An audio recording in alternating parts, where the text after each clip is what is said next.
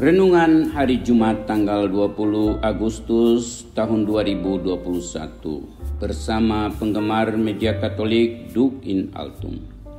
Sumber bacaan hari ini diambil dari Injil Matius bab 22 ayat 34 sampai 40 mengenai hukum yang terutama.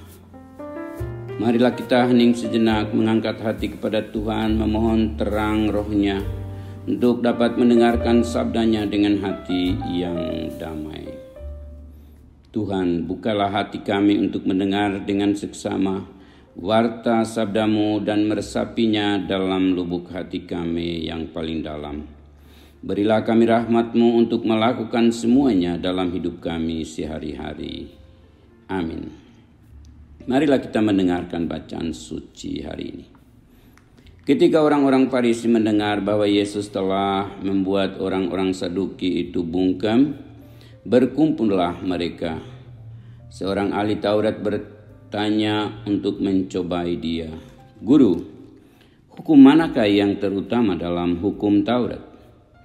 Jawab Yesus kepadanya, "Kasihilah Tuhan Allahmu dengan segenap hatimu dan dengan segenap jiwamu dan dengan segenap akal budimu.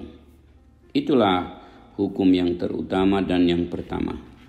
Dan hukum yang kedua yang sama dengan itu ialah, kasihilah sesamamu manusia seperti dirimu sendiri. Pada kedua hukum itulah tergantung seluruh hukum Taurat dan kitab para nabi." Demikianlah sabda Tuhan. Bapak, Ibu, Saudara, dan Saudariku yang terkasih, ada banyak ekspresi cinta dalam hidup kita sebagai manusia. Ekspresi itu bisa dalam kata, perbuatan, atau tanda dan simbol-simbol yang lazim digunakan setiap hari.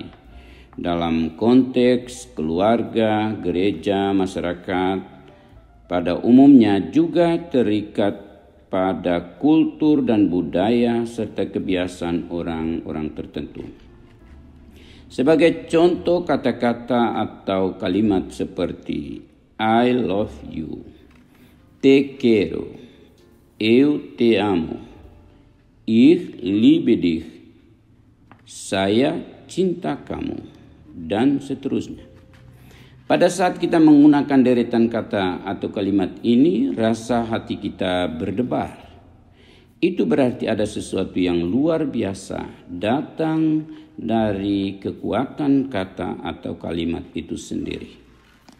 Bapak, Ibu, Saudara-saudariku yang terkasih, pada saat membaca Injil hari ini saya justru merasa sangat tersentuh karena mewartakan tentang hukum yang terutama, yakni hukum cinta. Cinta kepada Tuhan dan sesama. Dalam suasana hati yang tenang, saya coba merenungkan isi sabda Allah ini dan coba menarik arti dari pesan ini bagi kehidupan kita. Kalau memang hidup manusia itu butuh cinta yang dalam kepada Tuhan dan sesama, mengapa mesti terjadi hal-hal yang tidak enak dalam hidup kita sebagai manusia? Mengapa banyak di antara kita yang sulit mencintai secara benar?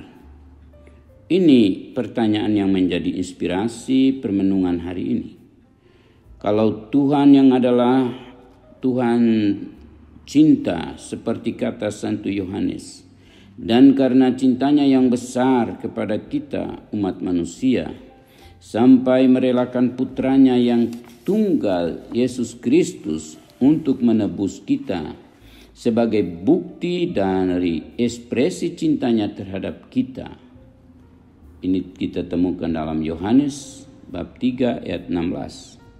Mengapa manusia tidak bisa membalas cinta Tuhan ini dengan cara yang lebih luhur dan terpuji, yakni dengan berbuat baik terhadap Tuhan dan sesamanya sendiri?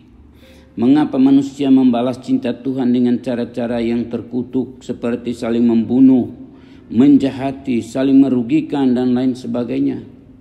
Kalau memang benar seperti apa yang diajarkan Yesus itu, bahwa hukum yang terutama adalah cinta kepada Tuhan dengan segenap jiwa dan akal budi, dan kedua sama seperti yang pertama, yakni cinta kepada sesama seperti diri kita sendiri.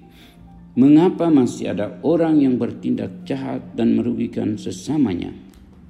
Bapak, Ibu, Saudara-saudariku terkasih, yang kita bisa hidup dalam hidup kita secara nyata adalah mencintai secara konsisten.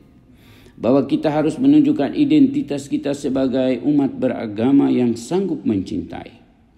Kita adalah anak-anak Allah yang hidup dalam rahmat penebusannya dengan menunjukkan bahwa kita sanggup mencintai Tuhan dan siapa saja. Bahkan mencintai mereka yang menjahati kita, mencintai sampai merasa sakit menurut ajaran Yesus sang guru kita. Kita harus berjuang untuk mempraktikkan hukum cinta itu dalam hidup kita sehari-hari dengan cara yang benar, yakni mencintai Tuhan dan sesama kita secara konkret, bukan hanya dalam kata atau ucapan kosong saja. Tetapi ironisnya, banyak pewarta cinta yang justru tidak sanggup mencintai secara baik dan belum mengerti sesungguhnya apa arti cinta itu sendiri. Bahwa dengan ungkapan cinta itu kita sanggup membangun satu kehidupan dalam dunia yang baru, di mana ada cinta dan kasih sayang yang besar kepada Tuhan dan sesama. Menjadi orang Kristen sejati juga berarti turut mengembangkan situasi hidup manusia ini dalam konteks cinta yang sesungguhnya dan merata.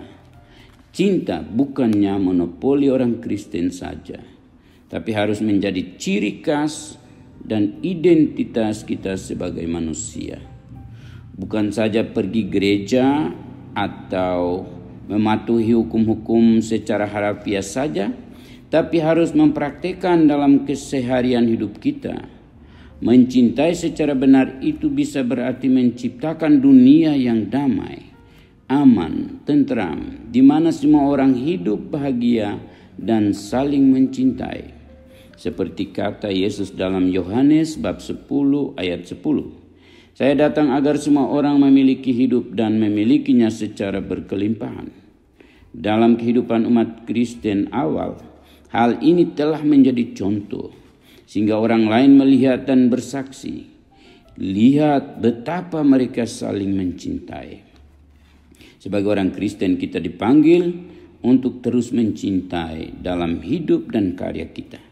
Cinta kepada Tuhan dan sesama adalah kunci kehidupan kita seperti yang telah dikatakan dalam Injil dan nubuat para nabi.